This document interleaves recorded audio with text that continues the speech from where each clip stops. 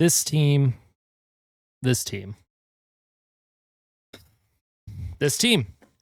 It's one step forward, 10 steps backwards.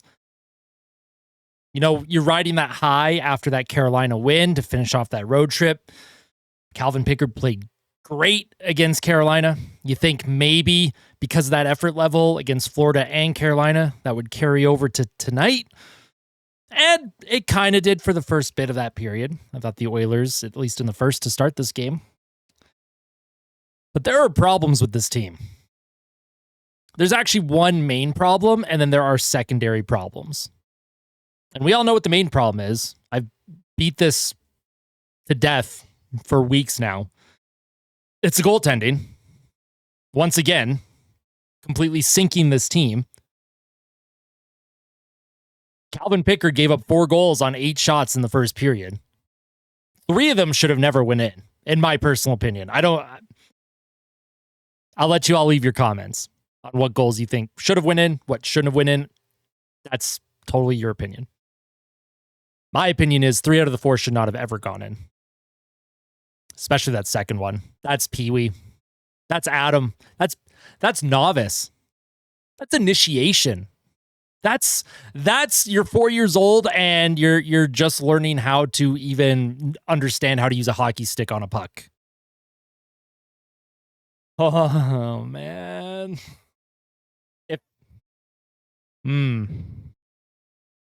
I don't honestly know what to say anymore. I really don't. This team is concerning. And there are problems because the Oilers' best winger this year has been almost 40-year-old Corey Perry. That's our best winger. Where's Victor Arvidsson? Where's Vasily Podkolzin? Where's Connor Brown? Where's Matthias Janmark? Where's Kasperi Kapanen? Where's Ryan Nugent-Hopkins? Where's Zach Hyman? Where is everybody? Where'd they go? Did they disappear? Did a bunch of little creatures from a different planet come to the Earth and steal everyone's powers like in Space Jam? Is that what's going on? Sure as hell looks like it. Oh, obviously, it's more than just the goaltending. The defensive coverage in some spots tonight, shaky. They looked disengaged. And this is a team that regularly plays down to their opponent.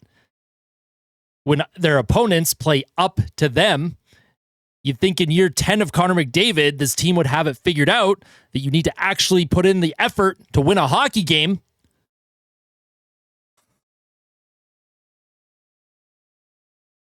I'm so mad tonight. I'm so mad, and I can't even scream because there are other people in the house, and it would scare my cats. And I just don't want to. I don't want to be that guy that screams. I really don't. This is, without a doubt, one of the worst stretches of hockey that we've seen in a long time. Probably the worst stretch of hockey since the 2-9-1 start last season. The team tonight, they didn't play great. I don't think they played awful, and they definitely didn't deserve to give up 6 goals. You could see the whole team deflated after Anaheim scored that second goal. That little wrister from, was it McTavish? Like, I don't know what to say.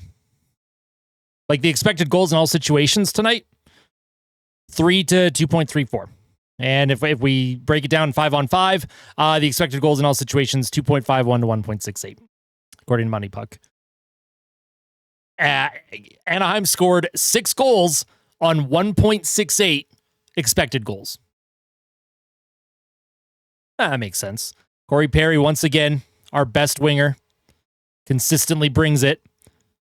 Lucas Dostal with 1 goal save above expected. Good for him. Let's take a look at our goalies. Let's take a look at Paul Allen's goalie.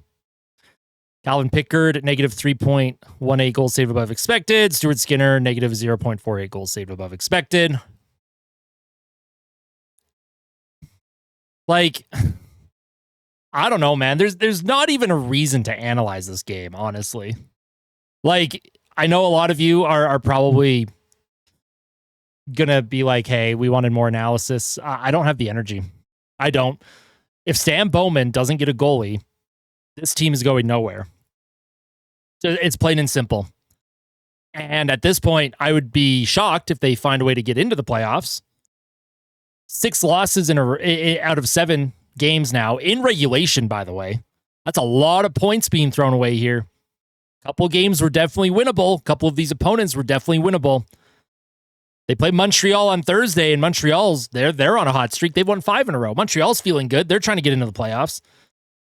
The worst part is, too, I talked this morning during the pregame report. I said that the Ducks will attack off the rush. I said that the Ducks are going to play desperate because they still think they're in that playoff hunt. I said the Ducks, if they weathered the early storm from the Oilers, they would counter and they could have success. And that's exactly what we saw. And Edmonton's goalies couldn't help them out. And the mainstream media, folks, oh boy, it's always the defenseman's fault. It's always the forward's fault. It's never the goalie's fault here in Edmonton. Never the goalie's fault in oil country. Ever, ever, ever. Ever. It's never the goalie's fault. Ever. Why? Why can't the goalie ever just have the finger pointed at him? Just once. Just once. Why can you not just be like, Pickard sucked and Skinner sucked? How hard is it to just say that? There's always, well, maybe Draisaitl should have been harder on the back check. Evan Bouchard needs to be harder on the body. The team didn't hit enough. That's why they were losing.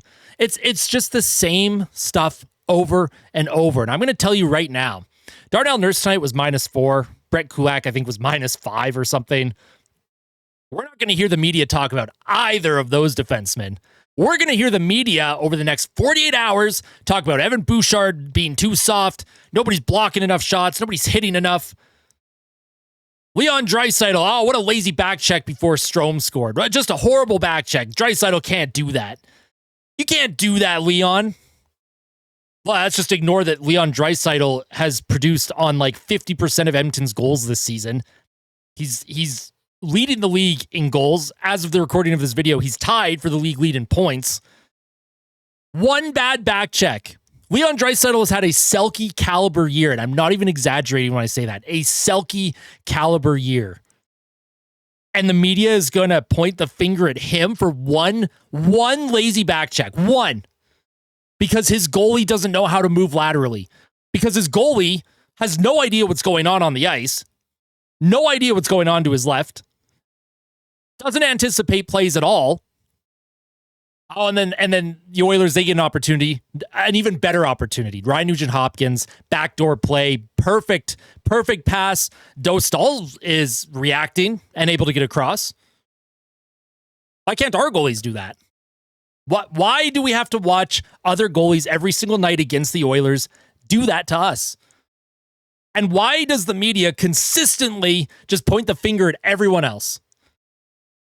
Now, there obviously is some truth in what they're saying. I'm not disagreeing on the surface. But enough is enough with what's going on in Edmonton right now. Not only for the team and the players, the fans.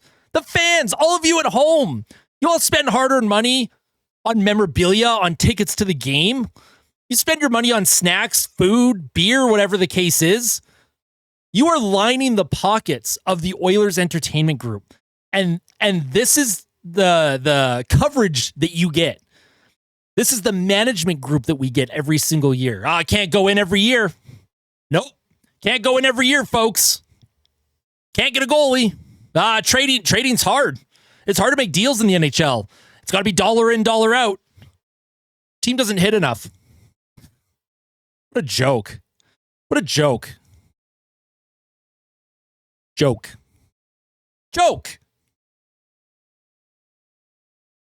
I'm done, man. That's it for me. I hope you enjoyed tonight's fan reaction.